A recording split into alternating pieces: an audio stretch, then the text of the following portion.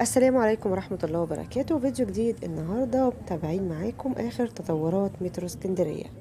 موجودين دلوقتي في سيدي بشر واتجاهنا لميامي ومحطة ميامي. مترو اسكندرية بيعتبر من المشروعات الضخمة الموجودة حاليا في اسكندرية. طبعا كان من المفترض ان يتم الانتهاء من مشروع مترو اسكندرية في 30/6/2026، لكن تم تأجيل الميعاد ل 2027، وده بسبب البطء في بعض أعمال المترو. طبعا في محطات شغالين فيها، في محطات العمل فيها بطيء شوية. كمان شفنا وقت هدم كوبري المندرة، وشفنا الطريق البديل برضو أخد وقت كبير جدا. طبعا كسروا الأسفلت، شالوا الشجر الموجود، الجزيرة اللي جنب فتح الله. طبعا كل ده شفناه في فيديوهاتنا على القناة. فطبعا كل ده أخد وقت كبير جدا، كمان من وضع بنية تحتية غاز وكهرباء وصرف صحي.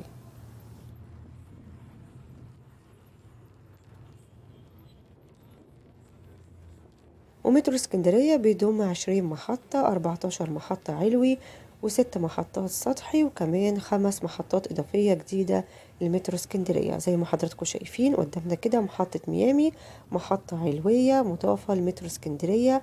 المحطة دي موجودة قدام شارع اسكندر إبراهيم، وبتقع ما بين محطة سيدي بشر ومحطة العصافرة. الشغل في محطة ميامي بطيء شوية، لكن شغالين. شفنا الأسبوع اللي فات تم تركيب كاميرتين على أعمدة المترو وداخل أعمدة المحطة.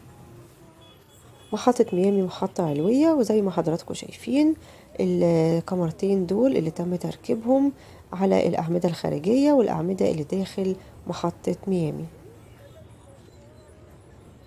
زي ما قلت لحضراتكم محطة ميامي من المحطات العلوية المضافة لمترو اسكندرية.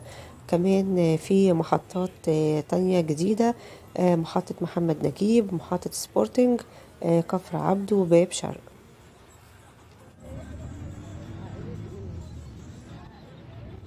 ومحطة ميامي هتخدم أهالي 45 وشارع جمال عبد الناصر واسكندر إبراهيم وميامي وقبلي كلها.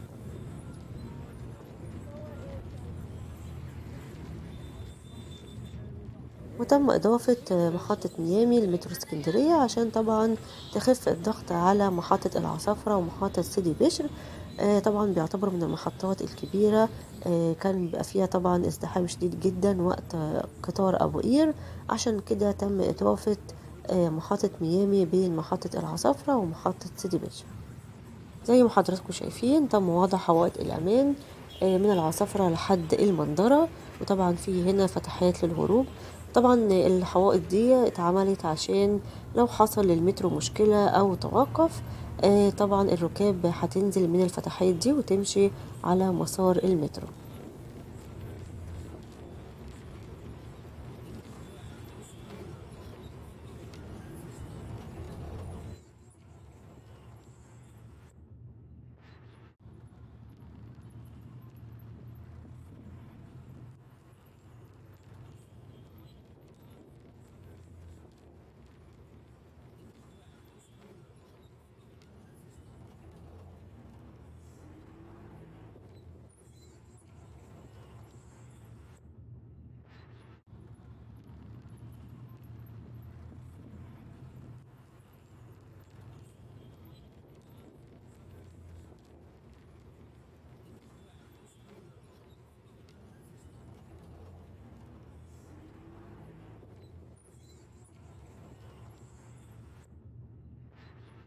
وده كان فيديو النهاردة، يا رب يكون الفيديو عجبكم، واشوفكم الفيديو الجاي.